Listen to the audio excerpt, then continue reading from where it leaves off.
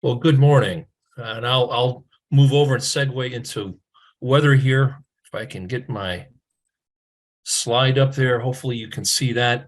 And as everyone knows and appreciates, we've had a major change here, obviously in the last week, and the question is, well, how long?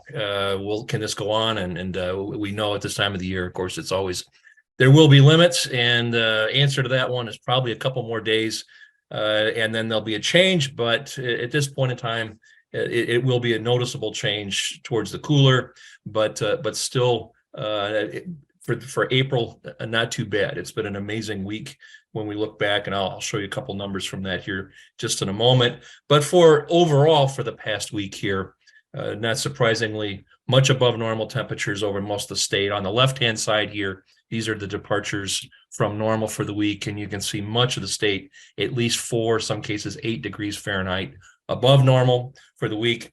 Explosion of growing degree days, and many crops and vegetation that was previously dormant or very slow has obviously woken up and making a move here. The other big development here, and it's certainly noticeable as well, but while our precipitation total for the week here still indicates a half to 1 inch over many parts of the state, all of that, of course, fell a whole week ago, back on the end of last week.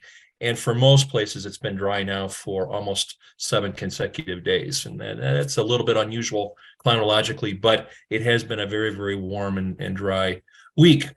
And in that regard, I wanted to share a couple of things here. The first one, this is a graphic of 5-minute air temperatures at our EnviroWeather network site here or nearby in Hazlet. This is on a coarse textured, well-drained soil. It's on a Sphinx loamy sand. Some of you are familiar with that if you're in the southern part of the state, but again, very well drained. And the red line here are 5-minute air temperature. I've also added the 2-inch soil temperatures. Those are in green down below. And this one, again, it goes back a whole week, back to last Thursday. And you can see here the daily cycles each day very clearly. And you can also see a couple things. One is that the air temperatures are responding more quickly to the changes externally than are the soil temperatures.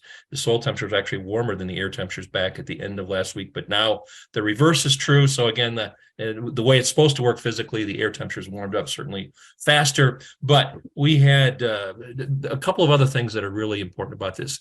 With the increasingly warm and dry, strong sunshine here, we had very high potential evapotranspiration rates during the last week.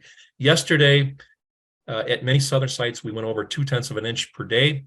And for potential evapotranspiration, that reference value, that's something actually we don't see that often, even in the midsummer. Very high.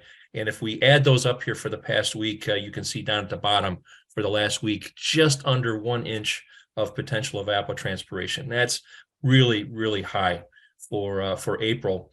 And below that, also looking at, again, some data. This is volumetric soil moisture from that EnviroWeather site at Hazlet, again, on that coarse textured soil. I'm looking now at the top 20 inches of the soil profile. So these numbers here are relative to that top 20 inches.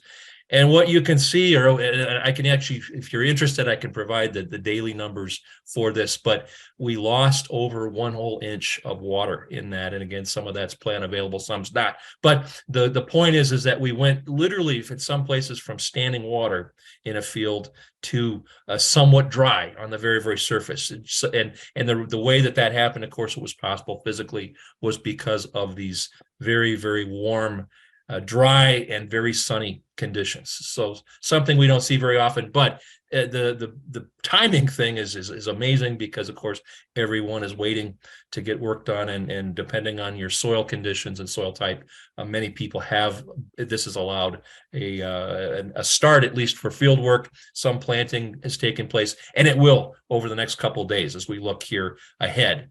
Soil moisture, don't want to say too much about that, other than it is declining for the last week because of the conditions here, but still there's quite a bit of moisture certainly at depth, but the topsoil layer has really dried out quickly in most areas of the state. So as we look ahead here, where are we? This is our surface map today, and less color than on our map here, the weather map, than we have seen over the last couple of weeks. High pressure over the southeastern U.S. is the dominant feature here. It has been for the last couple of days, and it will be for the next at least 2 days. You can see a frontal boundary off to our north and west. Not much with that yet, but out in the northern Rockies, that sort of a diffuse area of low pressure out there, that's the next weather system to influence us or have an impact on us. That will be over this weekend. But until then, one thing to say about that, looking at the National Weather Service, their all hazards map here this morning, lots of color on here, but it's not for some of the typical things we see, warnings and watches, et cetera. But you can see this large sort of pinkish area here across many, including portions of Michigan. That's a red flag warning for outlining high fire risk. And because of the temperatures, and especially because of the strong winds. Now, it will be windy again today like it was yesterday and the day before, but not quite as much. Also low relative humidity. So definitely burning is something you do not want to do, or hopefully have neighbors that want to do here today as well, because of the high fire risk or wildfire risk that we have.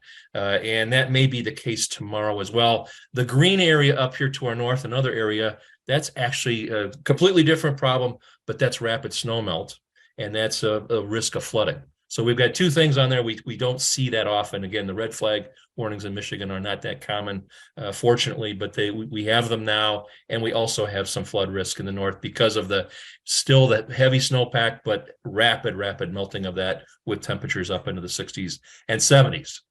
Well, back to the maps here. By tomorrow, again, high pressure continues its grip over the region, but you can see here low pressure and a frontal boundary. That is the next weather system to impact us. So another warm, sunny day. High temperatures today will be very close to where they were yesterday, from the upper 60s, and actually lower near the lakeshore areas. That's important. Water's still cool, but many areas will be well into the 70s to near 80. That will also be the case tomorrow. Strong winds out of the south and southwest, especially during the afternoon and early evening hours. Those will die down a little bit overnight, but pretty much very similar conditions to what we've had this week. And then by tomorrow, or by Saturday morning here at 8 o'clock, you can see that next weather system just off to our doorstep, western horizon here. That, and the trend with this, with the model guidance, has been to slow it down a little bit. Earlier, we've been looking at the threat maybe of showers and a few thunderstorms as early as midday or the afternoon on Saturday.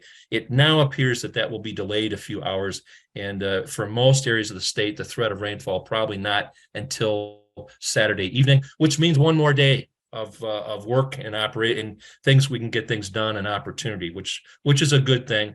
But there will be big changes overnight Saturday, with the likelihood of rainfall as this frontal system moves through, the one that's off to our west now, and then brings in cool Canadian air behind that on Sunday and Monday and into early next week. And so big change occurring, and it will cool down rapidly. The best chance for precip will be in the overnight hours on Saturday and then into Sunday. And there is, while this is a Canadian origin and air mass, it's not really cold. It's not Arctic cold, but it will be much cooler. Of course, we're 20 degrees above normal now. So relative to where we have been this week, it's going to be a big change. So by Sunday, our high temperatures will be down into generally into the 50s to low 60s. And then Monday, that's probably the coldest day that we're looking at here over the next week. High temperatures only in the 40s south to 30s north.